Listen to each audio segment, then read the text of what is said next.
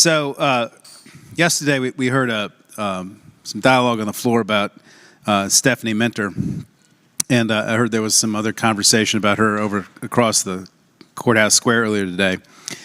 And I just wanted to relate a few things about that. First of all, Stephanie Minter, who was murdered a couple weeks ago, was murdered in the 34th Senate District, which I represent, where I've lived my entire life. And her murder was extraordinarily disturbing for a lot of reasons. Apparently she was just riding the bus home, got off the bus, got followed off the bus by this guy, Abdul Jallo, who was not, I'm told from what I read, not legally present in the United States, had a lengthy criminal history, and was murdered, stabbed multiple times. I've read other things, heard other things today about how the police department had him on their radar, and they were concerned about him. But what bothers me about the dialogue I've heard so far, Madam President, is there's finger pointing going on with regard to Ms. Minter's murder, which has greatly upset my district. But from my perspective, the finger is not pointed in the right place.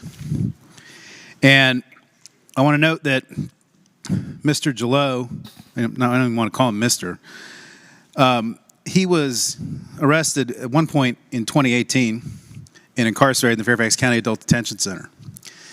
And upon release from the Fairfax County Adult Detention Center, he was picked up by ICE. ICE picked him up from jail upon his release, and they took him away. And if I'm not mistaken, in 2018, the president at the time was somebody named Donald Trump. Somehow, Mr. Jallo, he left the grasp of ICE, and we don't know how. After that, he was arrested multiple times. Between 2018 and 2023, he was arrested 3 times. Fairfax County Sheriff's Office said, even though they input his arrest in VSIN, and that ICE has access to that, and ICE is notified about it, ICE did not bother to lodge a detainer. Then he was arrested again in 2023. ICE did make an informal request, not a judicial warrant. This guy was released to Cornerstones, which is a mental health treatment program. ICE didn't bother to reach out to Cornerstone, I guess, and didn't bother to pick him up there, and he was released. He got arrested 8 more times. ICE didn't issue any detainers. ICE didn't ask for him to be arrested,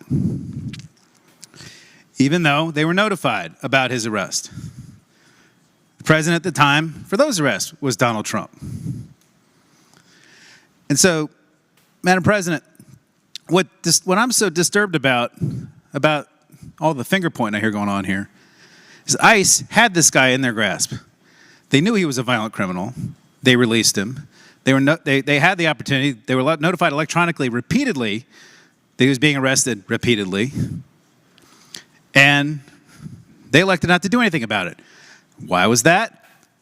Maybe it's because they're busy shooting poets. Maybe it's because they were busy shooting nurses.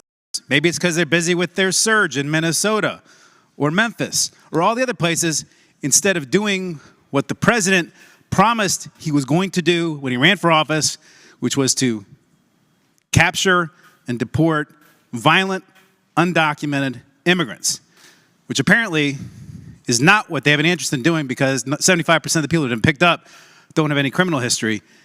And from my perspective, if my district's perspective, there's a dead person in my district because ICE seems focused on doing things other than what the president promised and what they should be doing, which is focused on keeping us safe. And Madam President, that's what bothers me about the conversation I've heard for the last 48 hours. And the people in my district want to be safe, and they want ICE to focus on the right people and not focus on people that are just out trying to live their lives. That's all I wanted to say, Madam President. Thank you for the time.